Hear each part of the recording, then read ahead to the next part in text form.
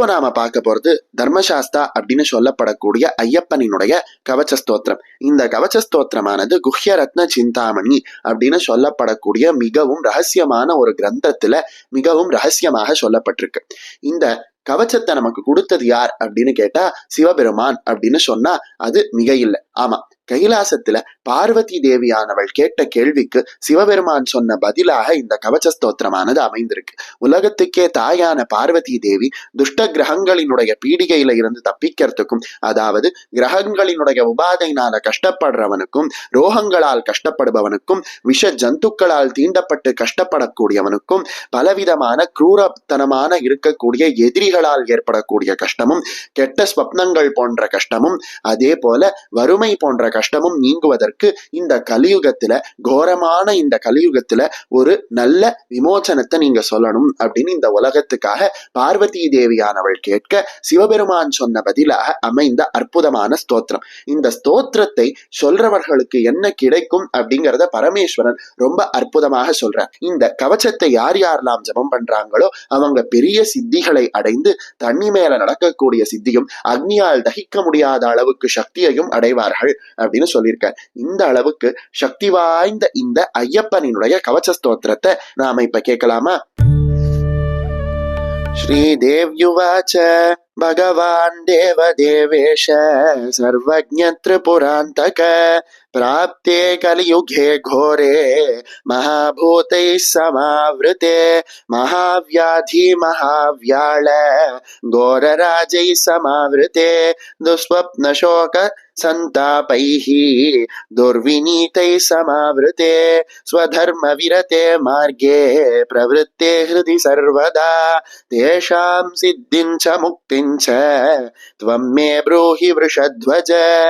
श्री ईश्वर उवाच शृणु देवी महाभागे सर्वकल्याणकारिणी महाशास्तुश्च देवेशी कवचं पुण्यवर्धनम् अग्निस्तंभ जलस्तंभ सेनास्तंभ विधायकम् महाभूत प्रशमनम् महाव्याधि निवारणम् महाज्ञानप्रदं पुण्यम् विशेषात् कलितापहम् सर्वरक्षोत्तमं पुंसाम् आयुरारोग्यवर्धनम् किमतो बहुनोक्तेन यं यं कामयते द्विजः तं तमाप्नोत्यसन्देहः महाशास्तुः प्रसादनात् कवचस्य ऋषिर्ब्रह्मा गायत्री छन्द उच्यते देवता महाशास्ता देवो हरिहरात्मजः षडङ्गमाचरेत् भक्त्या मात्रया जातियुक्तया ध्यानमस्य प्रवक्ष्यामि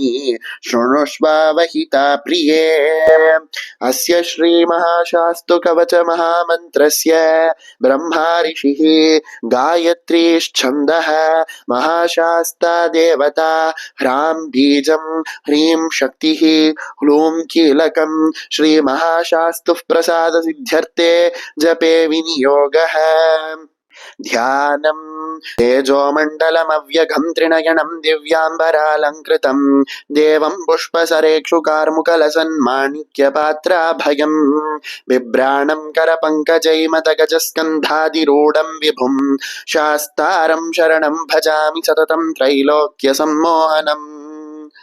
महाशास्ता शिरः पातु फालं हरिहरात्मजः कामरूपो दृशं पातु सर्वज्ञो मे श्रुतिं सदा घ्राणं पातु कृपाध्यक्षः मुखं गौरीप्रियः सदा वेदाध्यायी च मे जिह्वा पातु मे चिबुकं गुरुः कण्ठं पातु विशुद्धात्मा स्कन्दौ पातु सुरार्चितः बाहुः पातु विरूपाक्षः करौ तु कमलाप्रियः भूताधिपो मे हृदयं मध्यं पातु महाबलः नाभिं पातु महावीरः कमलाक्षो वतुः कटिं समीपं पातु विश्वेशः गुह्यं गुह्यार्थवित् सदा गुरु पातु गजारूढः वज्रधारी च जानुनी जङ्गे पाद्वङ्कुशधरः पादौ पातु महामतिः